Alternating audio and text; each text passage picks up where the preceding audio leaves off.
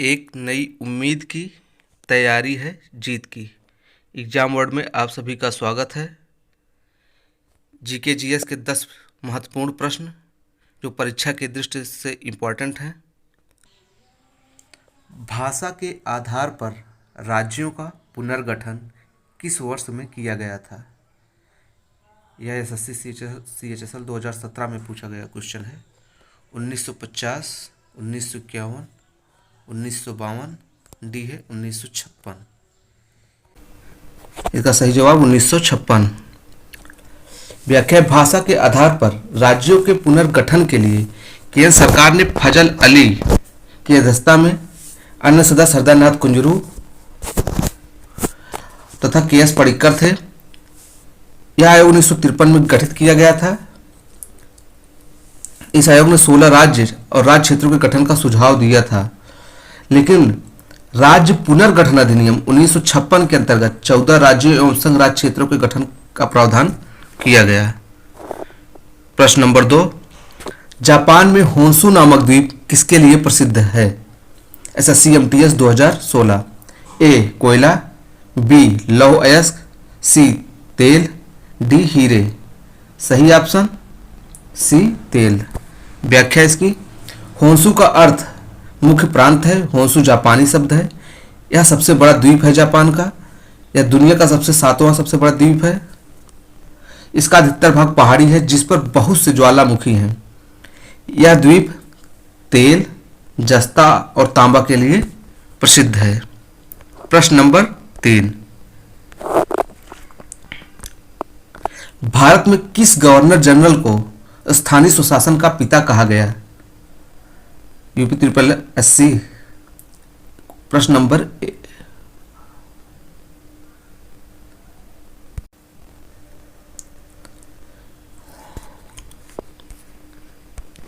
भारत में किस governor general को स्थानीय स्वशासन का पिता कहा गया था? UP triple SC. Option A Lord Wellesley, Lord Canning, Lord William Bentinck, Lord Ripon. सही जवाब लॉर्ड रिपन। इस व्याख्या देखते हैं। भारत में स्थानीय स्वशासन की शुरुआत 1882 ईस्वी में लॉर्ड रिपन के कार्यकाल में हुआ, जिस कारण रिपन को स्थानीय स्वशासन का पिता कहा जाता है, जनक कहा जाता है। लॉर्ड रिपन के द्वारा किए गए कुछ महत्वपूर्ण कार्य भी हैं, जैसे वर्नाकुलर प्रेस एक्ट समाप्ति 1882, प्रथम फैक्ट्री एक्ट 1881, प्रथम नियमित जनगणना 1881। एक ये भी पूछा था शुरुआत कब हुई? 1872 में, लेकिन नियमित जनगणना 1881 में। स्कूली शिक्षा हेतु हंटर कमीशन 1882, इल्बर्ट बिल 1882। प्रश्न नंबर 4, संविधान सभा का सुझाव किसने प्रस्तावित किया? Option A Nehru, option B Gandhi, option C JP Narayan, option D M N Roy. सही जवाब एम एन राय। प्रश्न नंबर 5 देखने से पहले इसकी व्याख्या देखते हैं। भारतीय राष्ट्रीय कांग्रेस ने आधिकारिक तौर पर पहली बार 1935 में एक संविधान सभा की मांग की थी। संविधान सभा का विचार एम एन राय के दिमाग की उपज थी। ब्रिटिश सरकार ने लिंतहागो प्रस्ताव या अगस्त प्रस्ताव, ये भी इंपॉर्टेंट प्रश्न है कि लिंतहागो और प्रस्ताव या अगस्त प्रस्ताव यह कब आया? 1940 में, द्वितीय विश्व की समाप्ति पर। संविधान सभा के गठन पर विचार निश्चित आश्वासन नहीं की बात कही। क्रिप्स प्रस्ताव 1942 में ही सर्वप्रथम भारतीयों की संविधान सभा की मांग को स्वीकार किया गया। कब? क्रिप्स मिशन 1942 में। क्रिप्स मिशन कब आया? क्रिप्स प्रस्ताव 1942। प्रश्न नंबर 5, वर्तमान में समस्त विश्व में कौन सा कोड प्रयोग किया जाता है और अनिवार्य है?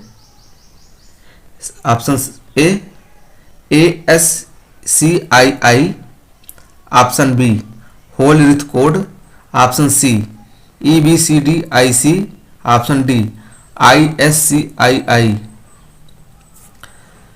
सही जवाब क्या होगा? ऑप्शन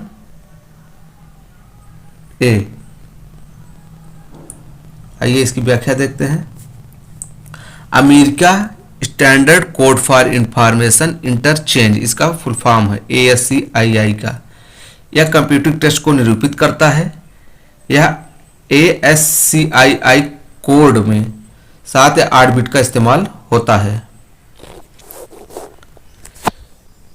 ऑप्शन में यही आता है 8 बिट का इस्तेमाल।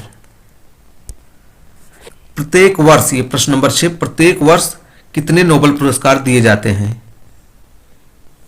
Option A 3, option B 4, option C 5, option D 6।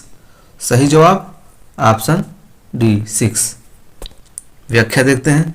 Nobel पुरस्कार विजेता को नोबेल फाउंडेशन द्वारा प्रत्येक वर्ष स्वीडिश वैज्ञानिक अल्फ्रेड नोबेल की स्मृति में शांति, साहित्य, भौतिक, रसायन, चिकित्सा, अर्थशास्त्र के क्षेत्र में दिया जाता है। इन क्षेत्रों में दिया जाने वाला विश्व का सर्वोच्च पुरस्कार है। इस पुरस्कार की शुरुआत 1901 में अल्फ्रेड बर्नहार्ड ने की थी। पहले नोबेल पुरस्कार में सिर्फ 5 क्षेत्रों में दिया जाता था। सबसे अंतिम में कौन, छठा नंबर कौन सा दिया जाने लगा? अर्थशास्त्र को। यह स्वेरिजिस रिक्सबैंक स्वीडिश बैंक द्वारा अपनी 30वीं वर्षगांठ के उपलक्ष्य में 1969 ईस्वी से आरंभ किया गया। इसे अर्थशास्त्र में नोबेल स्मृति पुरस्कार भी कहा जाता है। अर्थशास्त्र को कब से दिया जाने लगा? 1969 से। इसे एक नाम से और जानते हैं, नोबेल स्मृति पुरस्कार। प्रश्न नंबर 7, वर्ल्ड वाइड वेब का आविष्कार किसने किया? यूपीपी 2018 में पूछा हुआ प्रश्न है। Option A Tim Berners-Lee, Martin Cooper, option C R Samuel Darlingson, option D Charles Babbage. इसका सही जवाब Tim Berners-Lee. World wide web का आविष्कार टिम बर्नर्स-ली ने किया था। इसका www हाइपरलिंक द्वारा आपस में जुड़े हुए सूचनाओं का यह विशाल समूह है जिसे इंटरनेट पर वेब ब्राउज़र की सहायता से प्राप्त किया जाता है। यह इंटरनेट पर उपलब्ध सबसे उपयोगी सेवा है। प्रश्न नंबर 8, जलीकट्टू के साथ जुड़ा हुआ है। Option A Trichur, option B Karthigai, option C Onam, option D Pongal. इसका सही जवाब पोंगल। ये कहाँ पर होता है? तमिलनाडु है। इसकी व्याख्या देखते हैं। जल्लीकट्टू तमिलनाडु का एक परंपरागत खेल है जो पोंगल त्योहार पर, किस त्योहार पर? पोंगल त्योहार पर आयोजित किया जाता है। इस खेल के तहत गांव के ताकतवर और मजबूत पैरों की सींग में सिक्कों से भरी थैली बांध दी जाती है और बैल को लोगों के भीड़ में छोड़ दिया जाता है। फिर लोग उसे सिक्के की थैली को प्राप्त करने के लिए बैल को काबू में करके पकड़ने का प्रयास करते हैं। जो बैल को काबू में कर लेता है उसे विजेता घोषित कर उसे इनाम दिया जाता है। प्रश्न नंबर 9, भारत में महिलाओं के लिए आरक्षण उपलब्ध है। ऑप्शन ए लोकसभा में, ऑप्शन बी राज्य विधानसभाओं में, ऑप्शन सी पंचायती राज निकाय में, ऑप्शन डी उपयुक्त सभी स्थानों पर। इसका सही जवाब होगा ऑप्शन सी, सिर्फ पंचायती राज्य निकायों में। व्याख्या देखते हैं इसकी। संविधान के 73वें व 74वें संशोधन ने पंचायतों को शक्ति प्रदान की है। उनके नियमित चुनाव होंगे। सभी स्तरों पर महिलाओं के लिए 1/3 स्थान आरक्षित होंगे। उनकी वित्तीय स्थिति सुदृढ़ करने के लिए राज्य बिल आयोग का गठन होगा। यह राज्यपाल द्वारा गठित किया जाएगा। पंचायतों को 11वीं और 12वीं अनुसूची में दिए गए विषयों पर कार्य को पूर्ण करने की शक्ति होगी। 11वीं और 12वीं अनुसूची में 29 व 18 विषय हैं। यहाँ पर 29 व 18 होगा। लोकसभा और राज्यसभा में महिलाओं के आरक्षण की व्यवस्था नहीं है, सिर्फ पंचायती राज्य निकाय में ही है। प्रश्न नंबर 10, भारत में सबसे पहली जनगणना किस वर्ष में हुई थी? प्रश्न ऑप्शन होगा इसका 1852, बी 1872, सी 1881, डी 1952। इसका सही जवाब 1872। इसकी व्याख्या देखेंगे। भारत में जनगणना की शुरुआत 1872 में लॉर्ड मेयो किसने की थी? ये भी इंपॉर्टेंट है। लॉर्ड मेयो के कार्यकाल में हुई। भारत में नियमित जनगणना की शुरुआत 1881 में लॉर्ड रिपन के कार्यकाल में हुई और 2011 की जनगणना 15वीं जनगणना थी भारत की, और स्वतंत्र भारत की 7वीं जनगणना थी। जब से शुरुआत हुई 15वीं थी, जब भारत आजाद हुआ तब से 7वीं थी। जीके जीएस के 10 महत्वपूर्ण प्रश्नों के संग्रह को देखने के लिए आप सभी का बहुत बहुत धन्यवाद।